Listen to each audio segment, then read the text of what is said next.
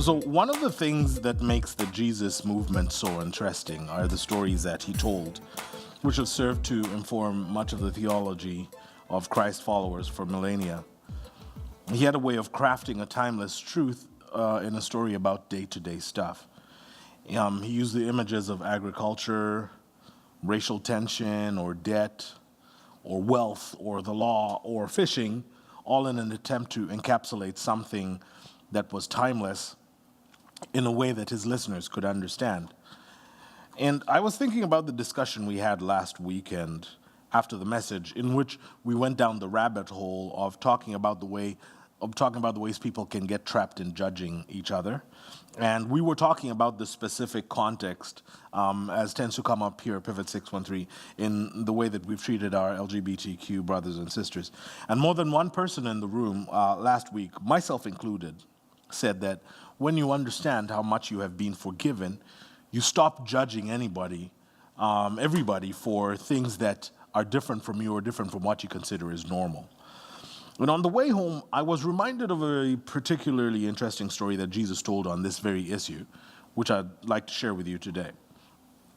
If you read the series of stories that led up to this passage that we're going to read from, the writers of Matthew's gospel seem to be painting a picture of a pretty tough conversation that Jesus was having with his disciples.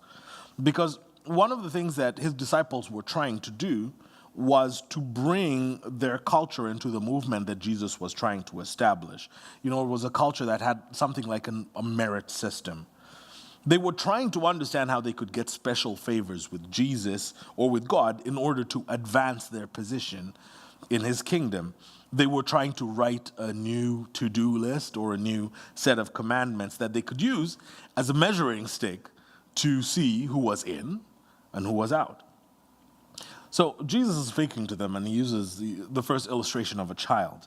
And he says, I'm telling you this once and for all, that unless you return to square one and start over like children, you're not even going to get a look at the kingdom, let alone get in. Whoever becomes simple and elemental like a child again will rank high in God's kingdom. And the disciples are like, what? Become a child again? Yes. A child is loved not because of what the child does, but by just simply being a child. You are God's children. This is what Jesus is saying. And you don't have to jump through hoops to get into his good books. But to his listeners, that wasn't enough. They still needed a measuring stick. How do we know who's in and who's out? And then Jesus uses the illustration of a sheep that gets separated from the flock. You know, maybe I'll get it better if I talk about livestock. So Jesus said, look at it this way. If someone has 100 sheep and one of them wanders off, doesn't he leave the 99 and go after the one? And if he finds it, doesn't he make far more over it than the 99 who stay put? Your Father in heaven feels the same way. What? Sheep? Yes. God is the good shepherd going after his sheep. He makes a big deal when he finds the sheep. God is going to pursue you even when you get lost. You don't have to do anything special to get his attention. He loves you that much that he will leave the 99 and go after you. But that still wasn't enough for his listeners. Because you see, so many of us do not realize that we are the lost sheep. So many of us look at a story like the lost sheep and do not realize that we are the sheep that wandered off that God went to find. And when he finds that, it is a huge deal for him. For some reason, we have a way of minimizing our own missteps and shortcomings and amplifying the things we see in other people that we may disagree with. And this is why we live in a world of judgment. This is why we live in a world of fear and condemnation. So, finally, Jesus uses a story that we can all relate to. He uses the story of debt. Let's read it together. Matthew 18. The kingdom of God is like a king who decided to square accounts with his servants. As he got underway, one servant was brought before him who had run up a debt of $100,000. He couldn't pay up, so the king ordered the man, along with his wife, children, and goods, to be auctioned off at the slave market. The poor wretch threw himself at the king's feet and begged, "Give me a chance, and I'll pay it all back." Touched by his plea, the king let him off, erasing the debt. The servant was no sooner out of the room when he came upon one of his fellow servants who owed him $10. He seized him by the throat and demanded, "Pay up now." The poor wretch threw himself down and begged, "Give me a chance, and I'll pay it all back." But he wouldn't do it. He had him arrested and put in jail until the debt was paid. When the other servants saw this going on, they were outraged and brought a detailed report to the king. The king summoned the man and said, "You evil servant, I forgave your entire debt when you begged me for mercy. Shouldn't you be compelled to be merciful to your fellow servant who asked for mercy?" The king was furious and put the screws to the man until he paid back his entire debt. And that's exactly what my Father in heaven is going to do to each of you who doesn't forgive unconditionally anyone who asks for mercy. Wow, what a story. Are you getting it? To God, we're like his children. We're like his precious sheep. He loves us. He fawns over us. There is nothing that he won't do to get to us. There is nothing that we have to do to gain his affection. He will always forgive us. He will always chase after us. It is his nature. He can't help himself. So we have to understand that it is a big deal to him when we don't see how damaging it is to others when we judge them. How dare you go oppress somebody for what you perceive as their shortcoming when you have been forgiven for all your numerous mess-ups? How can you go and jail somebody for a debt of $10 when you have been forgiven a debt of $100,000? Seriously. And it is no surprise that it is a huge deal to God that in our dealings with each other, we must extend the same kind of mercy and grace, extravagant mercy and grace to each other that he has shown to us. And I'm so glad that at Pivot 613, the conversation has started to turn a corner. I feel like we're starting to get this as a group. I'm so glad that in our conversations, we're challenging each other to remember this world-changing idea. Now, as you can see from the three stories that we looked at, I think Jesus was a pretty good storyteller. In fact, if you read through all the Gospels, you find so many other stories in which he talks about something really, really big in a very simple manner. In order to reach his audience, he had to get creative with the ways that he shared his paradigm-shifting ideas. And in fact, his stories were so good that even to this day, they live on. But why is it important? Why was it important to Jesus to tell a good story?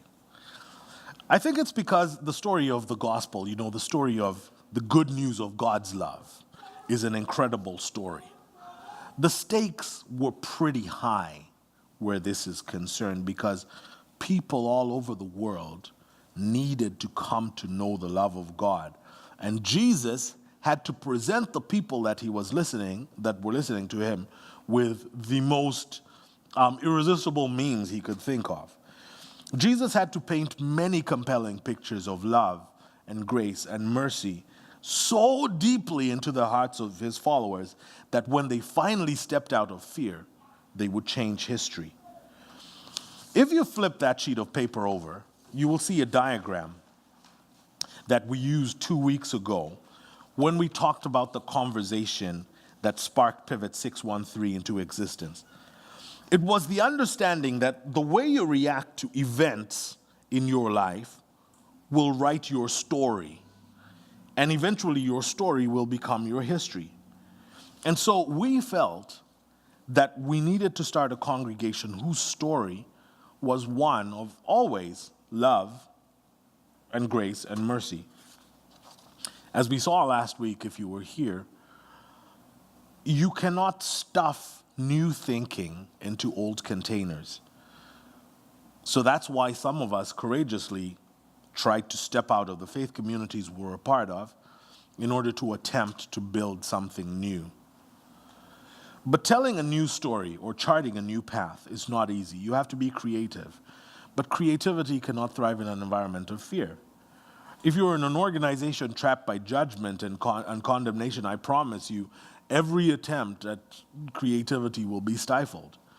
Creativity only thrives in an atmosphere of love and grace and mercy. I've seen it more times than I can count. Every organization, every church, every group that is doing something groundbreaking and imaginative all have something in common. They give each other enough grace to make mistakes. They have tremendous amounts of love for the people that they're trying to reach or for each other and their organization. And they exercise an incredible amount of mercy that allows them to see possibilities where most of us wouldn't. At Pivot 613, we want to be that church.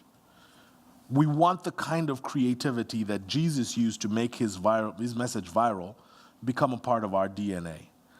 A community that has love and grace and mercy at its core has the possibility of doing things and reaching people in ways that could not be possible if we were trapped by fear. Do you know why we have a coffee break, for example? So the original 12 people that came together to start Pivot 613 were mostly introverts.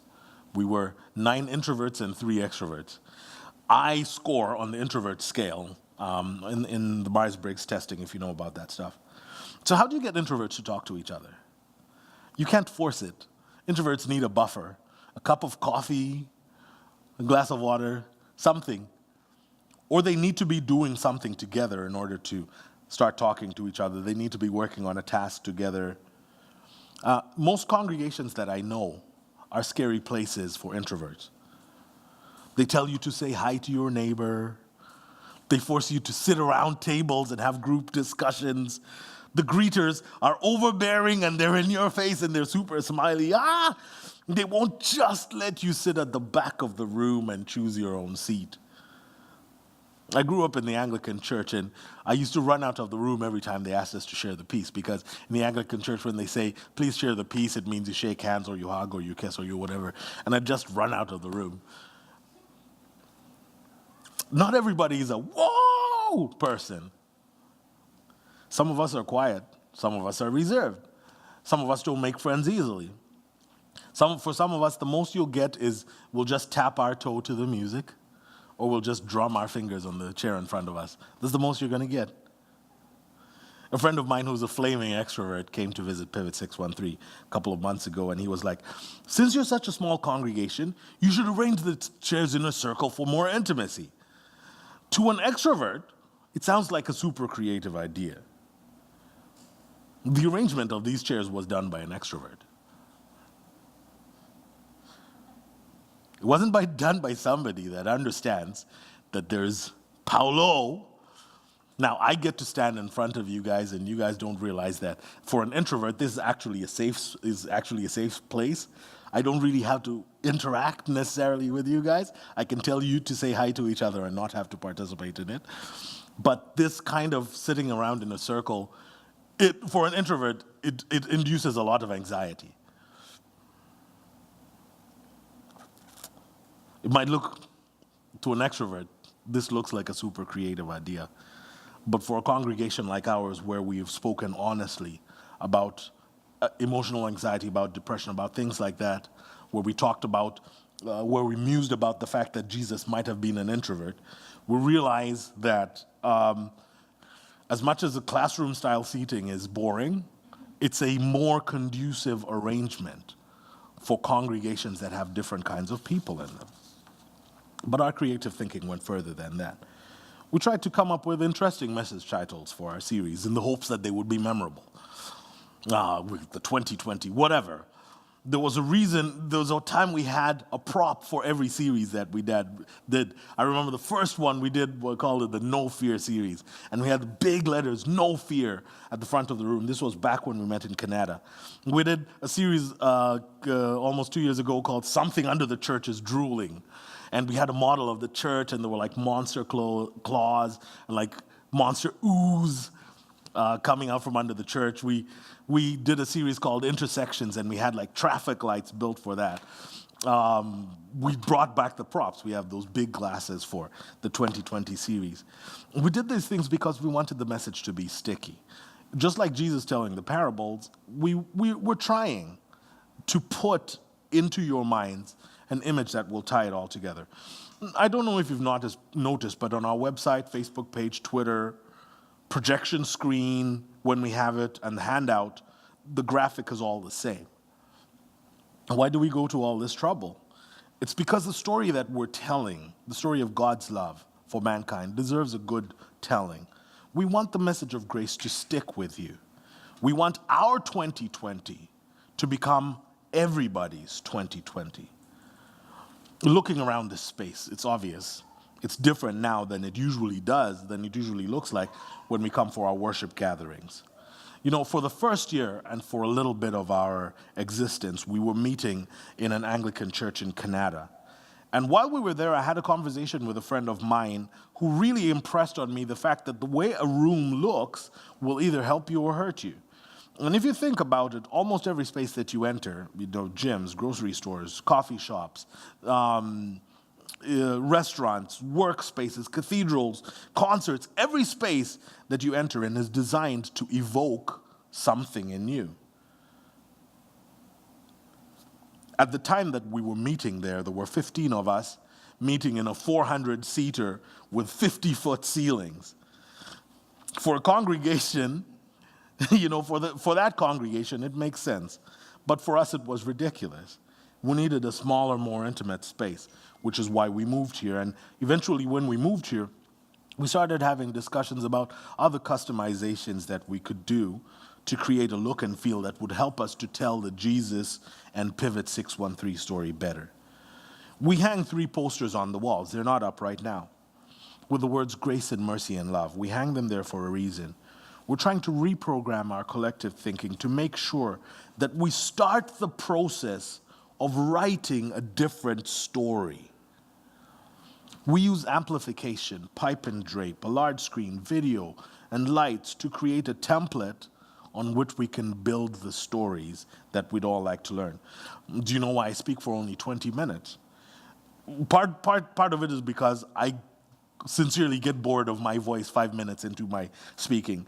But 20 minutes is hardly enough time for us to talk about the things that we need to talk about. So I leave intentionally unanswered questions every week. And why do I do this? Because I want to engage your mind about these things as well. My wife and I found that the things that we learn on our own are the things that we remember the most, not the things that are spoon-fed to us. That's why we don't answer all the questions. We want you to find your own answers, because when you do, you will grow from them and you'll be challenged as a result. Why all this experimentation? Why all this work? Why do we spend all this money and equipment and time on putting it all together? It is because the story of the gospel, of the good news of God's love, is an incredible story. And we have to do everything that we can to tell the people that God is gathering, yourself, myself, and anybody else that might choose to make Pivot 613 their home. We would like to draw you in without scaring you away, hopefully. We would like to ignite your imagination with the possibilities of grace. We would like to stretch you a bit in your associations with people, in your understanding of the Bible, in your exposure to music, even in your exposure to the questions that the culture around us is asking. Now, are we the most creative congregation, or are we the best at it? Absolutely not. There are many, many creative things that we could do to get our message to ourselves and to people around us that are not being done. And we feel that the message of Christ's love is so important that we're just going to keep trying stuff. Like Jesus telling parable after parable and using illustration after illustration, including his own life, we're going to try to tell his story in any way that we can. So, my friends, this is our 2020. As we saw 2 weeks ago, our imagination was captured by the possibility of writing new stories through grace and mercy and love. That if we could choose a different path from fear, perhaps we could end up at a different story and a different history. As we saw last week, we live in a rapidly emerging culture. And so we have to engage in the new conversations around us. And I believe that Pivot 613 has a unique opportunity to creatively bring the message of God's love to a world that needs it. We can take the stories about Jesus, the transformation that his message brings to our lives, and create small movements around this city where people start writing new stories with their lives. Now, you may be sitting here and thinking, I'm not a creative, and I can't think of anything that I could possibly do to help. And I understand. This is an event. Paulo just spoke about creativity, and you have a choice. Respond with fear and trepidation and condemnation and judgment, or choose love and grace and mercy. Because I think that one choice will lead you down one path, and another choice will see you write a new story, or will see Jesus write a new story with your life. The choice is yours. I love you guys. I'm so glad that I get to be on this journey with you, and I hope that you hear my heart, and I hope that you see our 2020. Amen. That's all I have to.